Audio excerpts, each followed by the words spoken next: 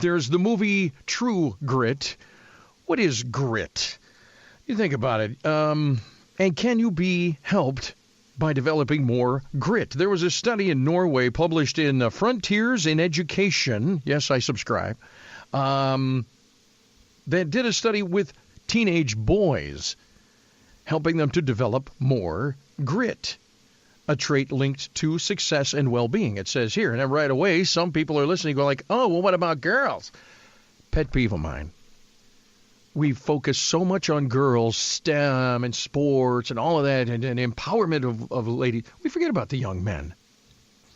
And then we wonder why young men are involved in gangs and drugs and nefarious operations. But they had no leadership. Why? Because we're focused on girls. Where's the dads? That kind of stuff. So this study aimed at trying to measure if you can develop grit. Is it born? Are you born with it, or can it be taught? What is grit anyway? Well, joining us right now is a guy who has overcome.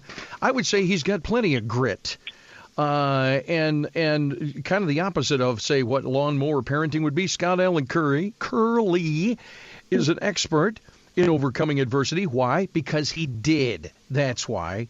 A self-made millionaire, a guy who was involved in the other side of the law, drugs, alcohol, gangs, all of that. One day said, you know what, this is not how I want to be, and just literally changed his life. Became a great father, and a leader, and wrote this book, Absolution, The Dark Path to Light. And that's a pretty cool thing. And he's an entrepreneur, too, and he joins us now about grit. Scott Allen Curley. You know what? I said you're a dad. I just assumed that, Scott. I think you told me that before, right? Don't you have kids? Yeah, I have kids. I sure do. How are you doing this morning, Mike? I'm good, man. You're one of the guys. Yeah, it has. But when I saw grit, and I thought, you know what? I bet this guy. You and my friend Hondo, who I had dinner with yesterday, my friend Charlie. I know a couple of guys with grit. You kind of got to have guys around you who have grit to show you what grit is. It's not. I don't think you're born with it. You have to learn it, don't you? I think it's probably a combination of two. You know, iron sharpens iron, first of all, and I believe that it's important, even if you have it, in order to maintain it. It's important to surround yourself with other folks who have it as well. Yeah, grit. It's kind of a weird esoteric term. Is it come down to self-reliance? Probably deeper than that, I suppose. Man, we're in a very interesting moment in history right now where I'm not going to beat up any group of people, but there's so much entitlement going on where it's a little bit more challenging for folks to understand the importance of having grit, because so much is expected to be given without being earned, if that makes sense. Yeah. So, you and I have talked about this before. We had a whole show one time, if I'm not mistaken, one evening. Yeah, we did. We sure did, because I like to revisit it, because sometimes it just seems like we've overall lost a backbone. And as I said going in, sometimes we focus too much, I think, on helping girls get a leg up and being, leaders and that. We forget there are guys out there, and guys will, if they're not led to be leaders, they will find someone else who will, and that could generally be drugs, alcohol, gangs. That's right. We have to be comfortable and okay with allowing our kids and to bump their heads a little bit. We don't want them to bust it wide open the way I did, But it's important. It's important for us to be okay allowing them to bump their heads a little bit and not feel so compelled to pick up and clean up their mistakes and clean up their messes. Let them clean up their own a bit. And I think as a society, that is probably where we have missed the mark, because I believe that we have been the lawnmower parents. And I think, I'm not mistaken, I may have gotten that from you, that term. Yeah, I mentioned it before. It's kind of like helicopter parents, but you fly that upside down, you start cutting down the weeds. And what that is, we all have to find our way through the weeds with a little guidance. But if you're a lawnmower parent and you cut the weeds down, there's no adversity. They don't know adversity until life kicks them right in the teeth. And then they don't know how to deal with it. Right. So to circle back to your point about the grit, I think that with the boys, especially with boys, because it's tough out here for guys and young men.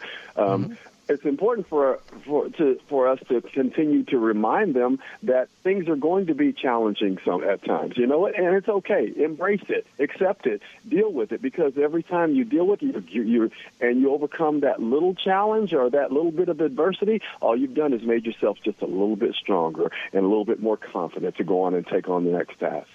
I just was saying this over the weekend to someone else. I said, well, my buddy Steve, I said, we all need little victories throughout our life. That's right. And whether it's, and celebrate those. My first step, everybody, yay, woohoo. You don't remember it, but, you do it. And the first time you ride a bike, yay, woohoo. There's not a pat on the back where you say, boy, the very air you breathe is golden. You are my child of angel wings. No. But you get an attaboy, attagirl pat on the back. We all need that throughout life. You're so right, and we should give it to ourselves because every little victory that we accomplish and everything we overcome, even if someone else doesn't acknowledge it, we should acknowledge it within ourselves. We got up, we washed our face, we brushed our teeth, we fought the urge to sleep 10 minutes later. Hey, that's a victory. Good job, Mike. Good job, Scott. Yeah, you know what? And even later in life, we're going through this right now. We're talking with Scott Allen Curley, the guy, Absolution, the dark path to light. And I want to get into that in just a minute. That's just his book. Sure. The guy does guest speaking and mentoring all over the place, and overcame a lot of adversity to become the man he is. But my point is this: throughout your life, I've welcomed Lisa's dad, my wife's dad, into our home. Mm-hmm. The guy's 88. He's been through a lot. And now he forgets a lot of things. But you know what? He finished a puzzle over the weekend. And it was like, all right, man. Woo. All right. Good. That's, boy, that was a tough one. Wasn't it, Dad? Yeah, it was. Yeah, the trees. It's hard to find the right leaves there. Boy, I don't know who makes these things. It's so funny. We got into a whole conversation about puzzle. Exactly. And I told everybody in the family, I said, I know it sounds funny. It sounds goofy. I'll get the roll of the eyes behind the back, with my daughter. And I said, hey, listen, though. He's paid his dues. You haven't. And this is every man especially needs to know that he's overcome something, a challenge. And so it's a puzzle. All right. He's overcome a lot. Tell me about Absolution, the dark path to light. This is your story, your life story, is it not? It is, and it's a continuing journey. It's the short of it is it's just my story from having a lot of challenges and creating a lot of self-imposed problems for myself. And one day, and of course going in and out of prison many times and being on drugs and homeless and things like that, and deciding at one point in my life that I'm just not going to live this way anymore, that I'm no better than anyone, but I am better than these situations that I've been putting myself in. So I decided to no longer make those decisions, and it starts with a conscious and an intentional choice that I have to make every day. And that's why, not to be long-winded, but even the cover of the book depicts a man with a hoodie walking from a very dark place into what appears to be a very bright place. But at the same time, on the cover, it shows that he's not all the way into the brightness. So the point in that is that it's an ongoing journey, and the whole point is that I have to stay humble, because the moment that I get too impressed with myself is the moment that I start falling back into that dark place. Who do you surround yourself with, Scott? You're the guy that everybody leans on, but who do you lean on? First of all, because that's where I find all the source, and all good things, one way or another, come from my higher power. And I try to surround myself with other people who have been through things and have found a way through it. And it doesn't have to be monumental things. It could be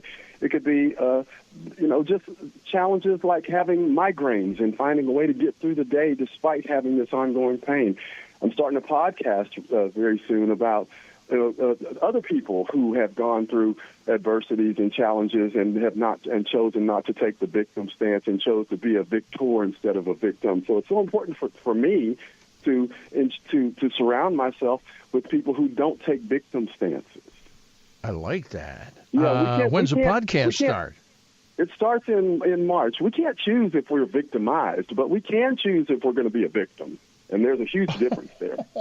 Hey, by the way, the next printing of your book, you know what you should put in the inside cover? One of your mug shots. You know, I thought about doing that in this one, but my publishers and my publisher kind of we went back and forth about it. All right. Well, I'll be looking for my autograph. Yeah, sure. I'll be looking for my autographed copy. Let me get you my address. Of course, you'll be sending that, right? Text me your address, and I'll definitely send you one. I'd love to. Buddy, I'm telling you, this is the kind of stuff I love reading. Success stories. And you know what? I would suggest this. I'm going to just endorse your book. I didn't call you to do that. I called you because of your experience and to be able to talk about this grit, and I think we did. We talk, don't we? You and I. This is kind of like dinner, coffee. We got to do that. Scott Allen Curley, look him up. And Absolution, The Dark Path to Light. Great read. Maybe if you're looking for a summer read, get into that in the podcast too. Well, when you launch that thing, let's get you back on, okay? Mike, thanks for having me again. All right, brother. See you later. Be good. Bye-bye.